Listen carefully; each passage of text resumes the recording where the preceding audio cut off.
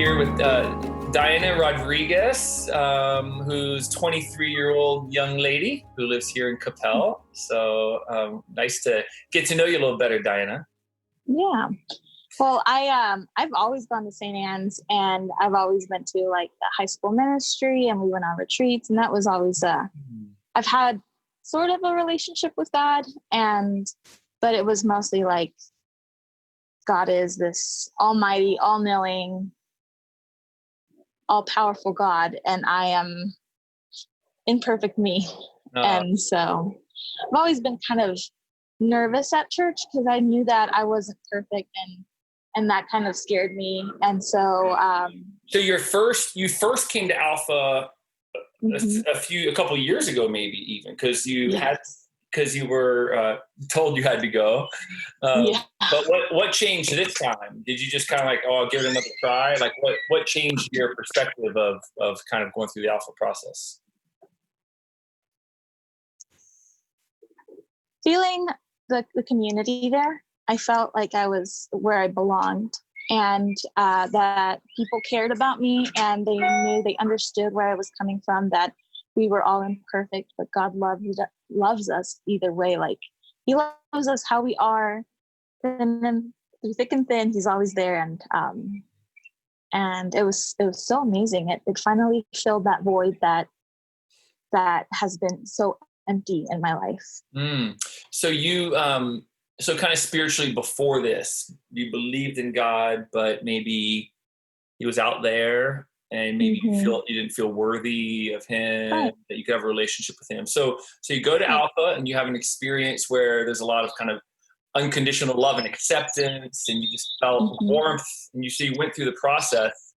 What was that experience like for you? Was there a particular moment or way that God really touched your life? Yeah. It was actually something God did through somebody else, which is my dad. My dad, he was going through a hard time in his life, and well, for a couple of years before he went to Alpha, he was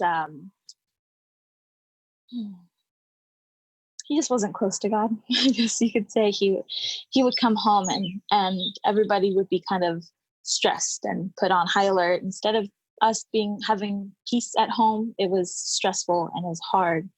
But my dad went through Alpha, and he is a new man, and he listens to worship all day. He could listen to worship like even at night. He leaves it on and forgets to turn it off, but he's always listening to the Bible, and he has this glow about him that I was like, well, if God moved that mountain, I can't imagine what he could do in my life. So I'm really thankful about that. And that's one of the reasons I went this last time, where I really got into it, was because I was inspired by him. So cool.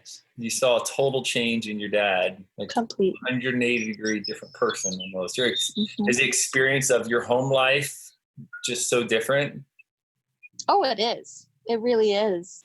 Like we have good conversations now, and it's like we laugh. Just last night I did a TikTok of my mom, and we were all like just cracking up. But like it's warm at home, and it's homey, and I didn't feel like I belonged before, but it's home now. God has changed my life. Wow, so beautiful. Was there any particular moments? It sounds like the overall experience. Was there any particular like talk or time of discussion in the group, or another moment in Alpha where God really touched you in a particular way? Yeah, I guess. Well, I'm sure you get a lot of stories from the weekend away, but the weekend away was this last time was really impactful because I felt really alone in the world. I had a falling out with a really good friend of mine, and I felt like I didn't have anyone to turn to. Well, of course, I had my family, but I didn't have a friend in the world.